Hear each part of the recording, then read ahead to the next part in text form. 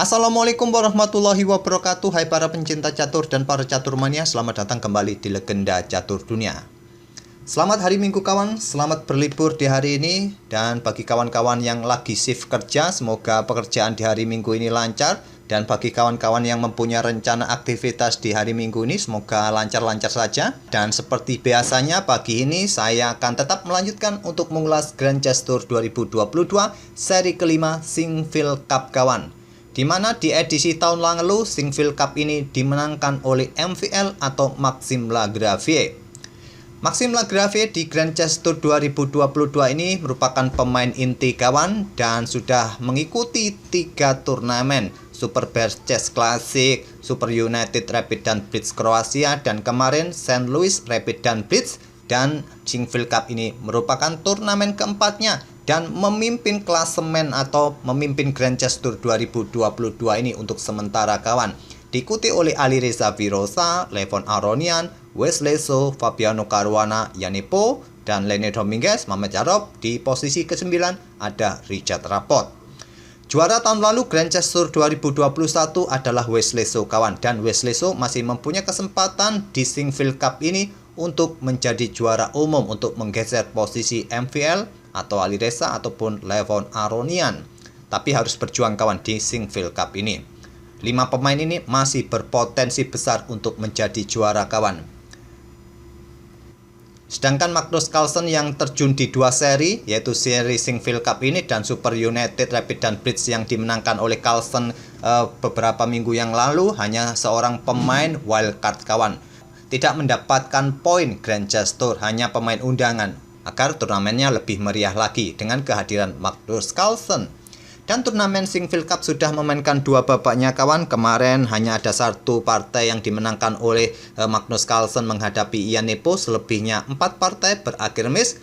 Dan di babak kedua tadi malam ada 2 partai yang berakhir menang kalah kawan. Partainya Hans Niemann melawan Mamedyarov yang dimenangkan oleh Hans Niemann, dan 1 partai dari Yanepo versus Alireza Firoza.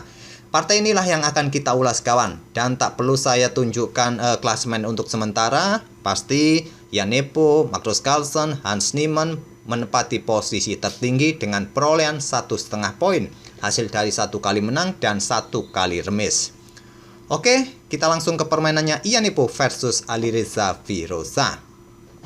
Kalau Yanepo bermain bagus di turnamen ini kawan dan mendapatkan tambahan elo rating, ya dia bisa menembus angka 2800, akan mencoba menempel ketat posisi Ding Liren di posisi 2 besar.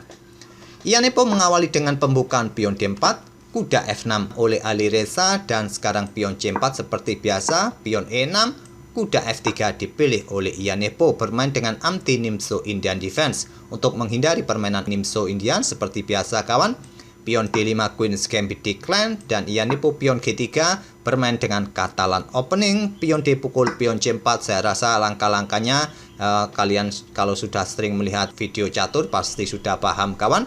Gajah G2 dan pion A6.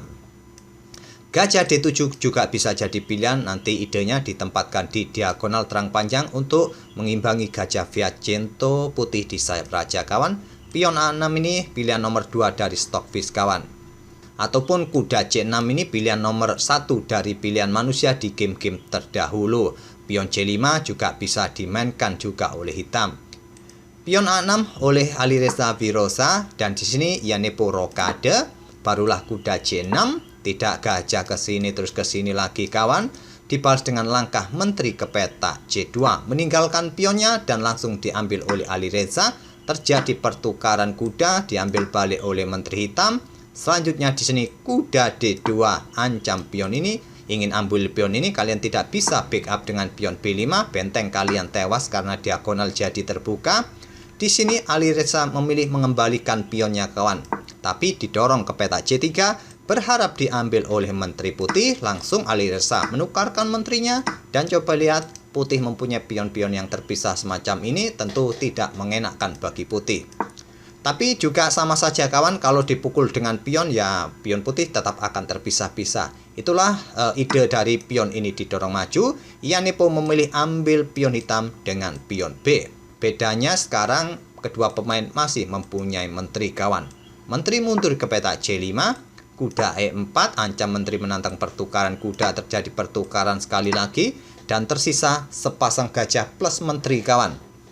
Tentu saja plus sepasang benteng. Di sini gajah ke peta D6. Gajah berkembang ke peta E7 juga bagus dimainkan, kemungkinan ya benteng D1. Di sini hitam bisa melanjutkan dengan pion C6, seperti ini bisa kawan. Gajah D6 dipilih oleh Alireza. Selanjutnya benteng B1. Kenapa gajah ini berada pada satu diagonal dengan menterinya, tidak berani ambil pion ini? Ya simpel, ancamannya sangat simpel. Gajah ini dapat dipastikan tewas. Kalau gajah ini pindah ditarik mundur, ancamannya skakmat kawan. Oleh karena itu benteng B1 pilihan Eyan Nepo untuk pressure pion B7 kawan. Di sini pion F5, gajah tidak langsung ambil pion B7, langsung ditarik kembali ke peta G2. Kalau langsung ambil pion ini tak ada masalah kawan, kemungkinan hitam akan meladeni pertukaran semacam ini dan hitam kemudian langsung rokade. Eyan Nepo tidak tertarik untuk saat ini, dia menarik mundur gajahnya ke peta G2 dan rokade oleh Alireza sekarang. Memainkan pion E5 juga bagus dipilih oleh hitam kawan. Nanti setelah mungkin di sini gajah ambil pion sekarang, ya diambil balik, dipukul balik oleh benteng, barulah rokade sekarang. Tapi rokade langsung dipilih oleh Alireza sekarang. Di sini langkah terbaik bagi putih menurut Stockfish adalah pion C4 ini kawan. Tapi Eyan Nepo terlebih dahulu gajah E3, ancam menteri kawan, sekaligus untuk mengkoneksikan kedua bentengnya segera menyelesaikan tahap pembukaan ataupun pengembangan perwira. Menteri A5, barulah sekarang pion C4, mencoba didorong lagi, ancam gajah. Jawaban Alireza pion F4, bukan pilihan yang bagus juga. Pion C6 merupakan pilihan yang bagus untuk membuka diagonal-diagonal bagi gajah apabila ada serangan di sini, memberikan jalan juga bagi menteri bila ditarik mundur kemudian reposisi nanti kawan lewat diagonal gelap ini bisa juga. Tapi tidak disukai oleh Alireza, memilih dengan pion F4 menantang pertukaran di peta F4, dijawab dengan gajah D4. Di sini gajah E5 menantang pertukaran, menteri bergerak ke peta B2. Benteng bergeser ke D1 segera dikeluarkan untuk membackup gajah, salah satu pilihan yang bagus juga menurut Stockfish. Menteri B2 pilihan Eyan Nepo, terjadi pertukaran gajah gelap, dan selanjutnya baru pion E5. Ancam menteri juga membuka diagonal terang bagi aktivitas gajah kawan. Di sini menteri bergerak ke peta D5 skak, memaksa pertukaran menteri diambil balik oleh gajah skak. Raja bergeser ke peta H8. Dan barulah gajah ambil pion B7. Tidak terjadi pertukaran gajah langsung, akan memberikan tempat bagi benteng di baris ke-7 kawan, melainkan memilih dengan langkah benteng B8. Eyan Nepo mendahului pertukaran gajah terang, disikat oleh benteng F, dan di sini kawan benteng F bergeser ke peta D1, dibalas raja bergeser ke peta G8 oleh Alireza agar dia tidak tersudut di pojok kawan. Kalau nanti ada serangan dadakan di baris belakang, raja masih mempunyai kesempatan keluar ke peta F7 nanti. Eyan Nepo melanjutkan pertukaran, menyisakan satu benteng kawan, dan permainan endgame benteng versus benteng sekarang dengan komposisi jumlah pion yang sama dan juga posisi pionnya sama kawan. Satu pion di lajur C, satu pion di lajur A, dan kumpulan satu pion kawan jika ini didorong menjadi satu rangkaian, sama dengan halnya punyanya putih di sini. Di sini benteng ini naik ke peta D5, incar pion di sini. Benteng naik ke peta B4, incar pion di sini. Benteng ambil pion E5, pion F pukul pion G3, dipukul balik oleh pion G. Sekarang 3 kumpulan pion putih melawan 2 pion hitam kawan. Masih cukup seimbang, apapun masih bisa terjadi kawan, memang terlihat unggul sementara. Tapi sekarang tempo juga didapat oleh hitam, ambil pion C4. Jumlah pion kembali setara kawan. Yang tidak mengenakan bagi hitam ini mempunyai 3 kumpulan pion kawan, seperti ini. Sedangkan putih hanya mempunyai 2 kumpulan pion saja. 2 pion lemah hitam dan 1 pion lemah putih di sisi kiri papan. Tapi apapun masih bisa terjadi kawan, jika dengan langkah-langkah presisi kemungkinan permainan masih bisa berakhir miss. Benteng A5 serang pion, di sini benteng turun ke peta C6 pertahankan pion. Bisa juga bermain dengan benteng C2 kawan untuk incar pion di sini. Apakah raja ke peta F1? Kalian bisa mendorong pion C5 sekarang kawan. melepaskan pion yang di sini, kalian bisa melanjutkan dengan pion C4.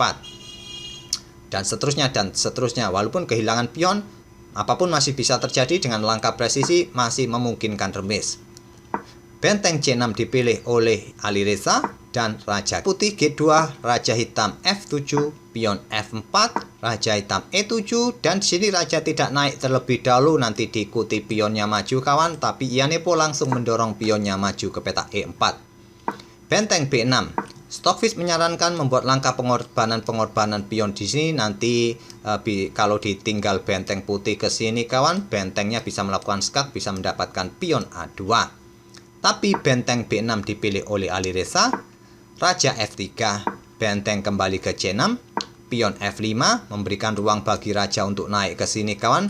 Stockfish menyarankan seperti ini, tapi yang mungkin tidak disukai adalah seperti ini, memaksa raja mundur kawan. Oleh karena itu Ianepo memilih dengan pion F5-nya memberikan ruang bagi raja naik untuk memberikan dukungan, dan Raja Hitam F7 tidak langsung naik, memilih ke petak F6. Sekarang pion G4, pion H6, Raja Putih F4, Raja Hitam E7 tidak naik kawan karena percuma, pion didorong skak, jadi memaksa raja mundur. Benteng A4 untuk menjaga baris keempatnya kawan, agar pion ini bisa didorong, agar nanti kalau sudah didorong terbuka tidak ditempati oleh benteng hitam baris keempat ini, karena memaksa raja nanti akan mundur. Dan dijawab dengan benteng bergerak ke petak B6. Benteng putih C4 incar pion di backup oleh Raja D8. Barulah sekarang pion E5.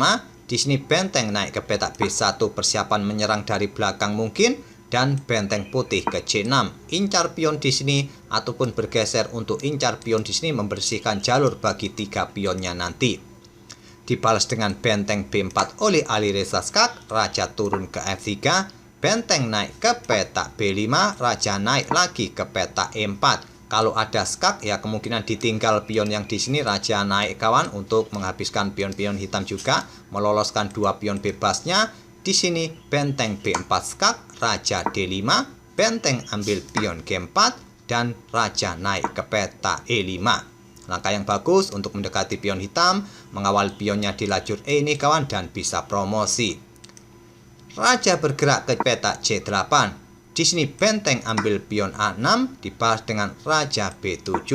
Di sini benteng turun ke petak A3 oleh Ianepo, benteng turun ke petak G2 dan Raja Putih ke F7, benteng F2 serang pion. Di sini pion didorong untuk menantang pertukaran, tidak diterima oleh Alireza, memilih raja naik ke petak C6. Kenapa tidak diterima saja kawan? Ya masih bisa diambil oleh pion di sini ataupun pion ini didorong maju, dan kalian sudah sulit untuk membackupnya lagi. Raja aman, terblokade oleh pion hitam sendiri, tidak bisa melakukan skak, dan pion ini bisa dipastikan lolos kawan.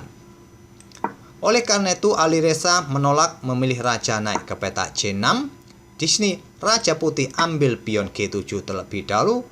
Raja Hitam D7, Raja Putih F7. Di langkah ke-50 ini Alireza menyerah. Dan coba lihat kawan, kontrol waktu di akhir permainan. Ianepo masih mempunyai 1 jam, sedangkan Alireza menyisakan 4 menit. Perbedaannya sangat menonjol, Ianepo bermain sangat cepat. Di langkah ke-40 kawan, kontrol waktu kedua pemain ditambah. Selepas tadi 90 menit sudah mulai habis, melewati langkah ke-40 ditambah kontrol waktunya lagi kawan, 30 menit kalau tidak salah tambahannya. Tentu saja ancamannya sangat serius kawan. Di sini pion ini bisa promosi yang sulit untuk kalian hindari lagi dengan tempo skak di langkah berikutnya. Kalaupun benteng ini digeser ke petak E2 kawan, kalian nanti bisa bermain dengan benteng D3 skak untuk menggeser raja atau memaksa raja bergeser ke peta-peta ini. Jadi raja sudah tidak bisa membackup benteng apabila pion ini didorong maju sampai promosi kawan. Sampai di sini saya rasa tak perlu saya lanjutkan lagi langkah-langkahnya, kalian bisa melanjutkan sendiri. Oke, itulah kawan, semoga permainan dari kedua pemain tadi bisa menghibur dan memberikan wawasan dalam permainan atau pembukaan Catalan Opening, dan kita akan bertemu di video-video berikutnya. Terima kasih. Wassalamualaikum warahmatullahi wabarakatuh.